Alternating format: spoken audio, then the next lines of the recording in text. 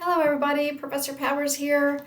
We are in the last part of Study Guide 4, so there were two parts. And part 2 has the urinary system and reproductive system. And then Study Guide 5 is dealing with how humans affect their environment, so that's chapter 24 and 25. So if you've been watching my videos, I really appreciate it. In any class, about half the students watch them. Less than that, watch all of them, and I understand it's a big time commitment, but I certainly hope that it's helped you just hear about the science instead of reading about the science and doing the virtual labs. So here we go, let's get started. The urinary system is far more than just a system that's excreting waste. So we used to refer to this as the excretory system. Now we refer to it as the urinary system. So it's going to play a role in, of course, eliminating excess fluids from the body. So we're really thinking about water, but it's super important in salt balance. And in balancing that salt, it's also going to help us maintain homeostasis of our blood. So thinking about when a patient, for example, has acidic blood and has increasing amount of building up a pH, higher pH in the blood, we're thinking about how do we handle that. That's often a symptom of someone who has trouble with their kidneys. So there's a lot of things that the kidneys are doing, and there's a lot of responsibilities, if you will, of the urinary system. So let's see if we can dive into it, but not go so deep that I lose you. Okay, so the urinary system is, in fact, going to carry out excretion. So it's going to remove metabolic waste from the body. Now, essentially what we're doing is you're breaking down our food, and that's all the things, right? All those macromolecules you're getting from your food and breaking it down to the basic subunits. Cells doing work. They're making that ATP. They're making some waste products. Depending on the functioning of the organ, they're making a variety of waste products. So essentially, the excretion function here is to ensure that those metabolic wastes are removed from the body. And so there's going to be a multi-step process, essentially to take those various metabolic wastes and convert it into what we think about as urea and then urine. So let's take a look. You know that every system is maintaining homeostasis somehow. And you also know that all the major systems, here we're just seeing 4 of those systems, essentially are working together. So going back to the first lecture of the first week of class, being a multicellular organism, we are organized into tissues, organs, and organ systems. And these organ systems don't function just on their own, they work together. So this is one of the most fantastic things about multicellular organisms, and in particular thinking about humans and our own health, is this cooperation of those various systems. Now, having said that, if you have dysfunction or disease, in one of those systems, it's most likely going to affect the others. So now we're thinking about these more complex kinds of problems and how to maintain homeostasis through other measures. Okay, so like I mentioned, we are eliminating waste products, metabolic waste. The number one metabolic waste comes from the breakdown of protein into amino acids, and we call that nitrogenous waste because it is a nitrogen-containing waste. So urea is the most abundant metabolic nitrogenous waste. And it's really the result of breaking down amino acids. Now, the liver is going to help along the way because it's going to release ammonia, but the problem with ammonia is it's very, very toxic. So ammonia is going to be combined with CO2 to form a less toxic form of waste called urea. Now, so that's one of those metabolic wastes we're going to eliminate. There's also creatinine. It results from the breakdown of creatine sulfate, an energy storage molecule in muscles. So you might have heard this term if you're big into working out and thinking about, all the things you might need to replace if you're working your muscles out intensely. We also are making uric acid. So this is from the breakdown, not of amino acids, but from our nucleotides. So you might remember one of the 4 macromolecules was nucleic acids. And when we break down nucleic acids to their basic subunits, we have nucleotides. Now, essentially, this particular metabolic waste is insoluble and it forms crystals. So if we have too much of that, it's going to build up in the blood. Turns out that it's these uric crystals that will build up in places like the toes and the joints, and form what we call gout. Okay, another big function of the urinary system besides excretion is maintaining water and salt balance. So that's the main principal function of the kidneys, is to maintain this balance. Now, what you should know is where sodium goes, water goes. So there's just this relationship between sodium and water. It goes back to thinking about diffusion and osmosis, but we don't need to go there. Some of you want to say, oh, no, not that again. But essentially, these salts have the ability to influence the rate and direction of osmosis. So the more salts there are in the blood, the greater the blood volume and the greater the blood pressure. So this is a good thing, right? Yeah, we want to maintain blood pressure. So if someone has low blood pressure, you may say, oh, eat some saltine crackers, or let's get you a Gatorade. The trouble is when we have too much salt in the blood and the kidneys aren't taking out enough of that salt, then we're building up more fluid in the blood, and so by doing that we're increasing blood volume and increasing blood pressure. And yes, we all know that when you get above a certain number or above average, then you have a high blood pressure, and that's not good. Okay, another function of the urinary system, it maintains acid-base balance. So it turns out that the moving of I believe it's the calcium that's moving, that we're going to be trying to eliminate from the blood, is going to also impact hydrogen ions and which direction they're moving. So there's a lot of kind of nitty-gritty stuff that's going to happen as we get into this discussion a little bit more.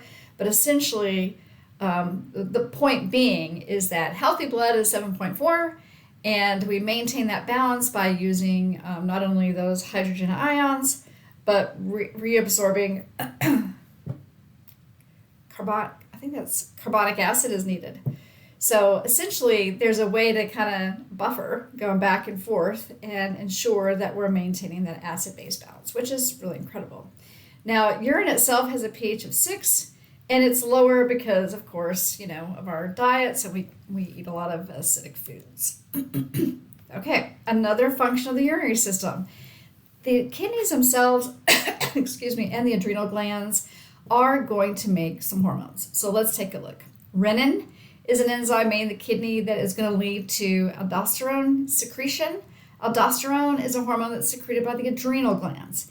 The adrenal glands sit on top of each of your kidneys, and they are the adrenal glands are super important to regulating that water-salt balance of the blood.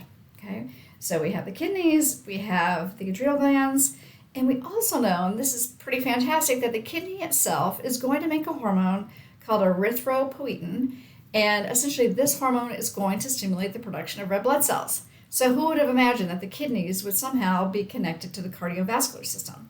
And red blood cells, thinking about their function in bleeding and bringing and blood, it's just this fantastic phenomena that our kidneys are helping out with. Okay, I think this is the last function, and this is essentially that the kidneys can reabsorb filtered nutrients and actually participate in the synthesis of vitamin D. So I don't know if you remember, but we talked about Escherichia coli being in the large intestine, and you're making a variety of B vitamins and vitamin K. Well, here, the kidneys are going to essentially reabsorb those filtered nutrients and essentially synthesize or make vitamin D. All right, so let's just take a look at the anatomy of the urinary system.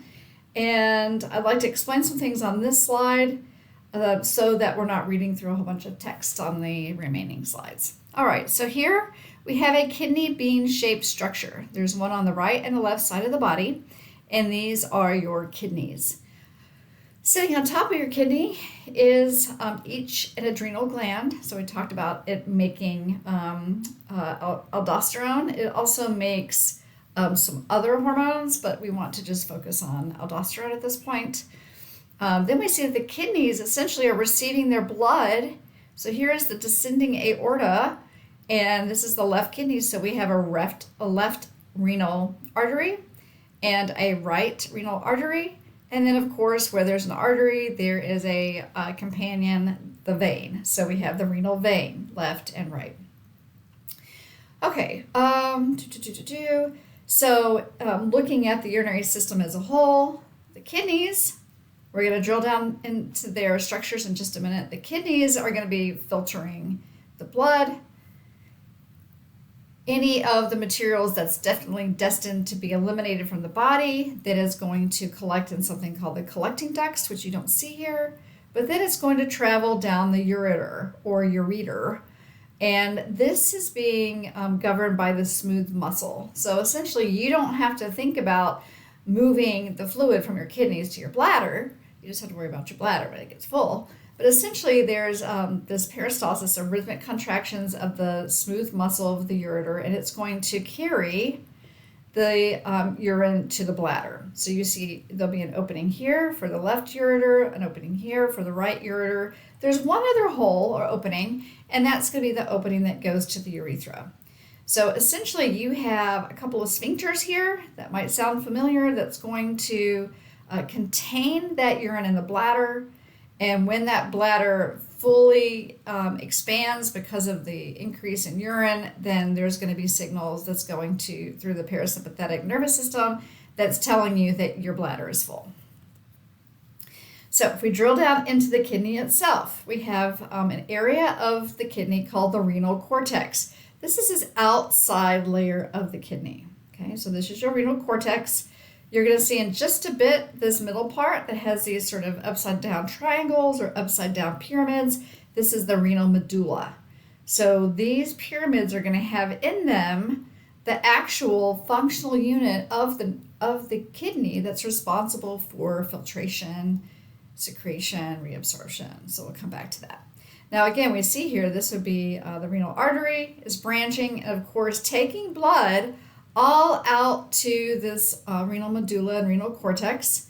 And you see that it's going to be collecting, remember, nutrient poor and CO2 rich blood through that vein.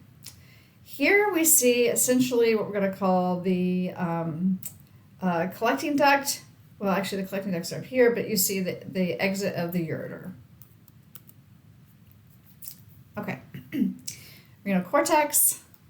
Here they introduced the term renal medulla, so it's in these renal pyramids. It's sort of the middle, so if you think of medulla being the middle section of the kidney, and then it opens up into these areas, and we're going to call this the renal pelvis. So essentially where we're collecting all the urine from the nephrons and all of these pyramids, then it's going to collect into the renal pelvis, and that just essentially opens up or becomes the ureter. If we drill down further into the renal medulla, so here we have these pyramids, we're going to notice we have the functional unit of the kidney, and this is called the nephron. This is the unit where we are actually going to do the filtration necessary for the urinary system. And as you might imagine, the nephron is going to have a lot of parts. But for now, what we can see is that we essentially brought in blood into this kidney through the renal artery. It's dividing up and branching into arterioles. And those arterioles eventually are going to branching into capillaries. Now we see that there's like this sort of, I don't know how to refer to it, kind of back and forth little squigglies of capillaries. And those capillaries are inside this bulbous structure. So we call that the glomerular capsule. And then this squiggly capillary network is called the glomerulus. So this really is where the blood is entering in to what's going to be a series of tubes to eliminate the waste and extra nutrients and water that we don't need, and then finally reabsorb anything we might need, and then say, okay, we're done, let's send it all through the collecting duct, which then is going to accumulate in the pelvis, which then becomes the ureter. Okay, so inside of the glomerulus, we're going to have some very helpful cells called the podocytes. Podocytes are going to help transport the materials that are inside the blood that need to exit the capillary membrane and go into this capsule. Okay, so keep that in mind. Some helpful cells, remember CYTE refers to a cell, and these are called podocytes. Then you're going to just see, that's for starters, you see that there's a squiggly network of other tubules of this nephron. And we will continue in part 2 of this video.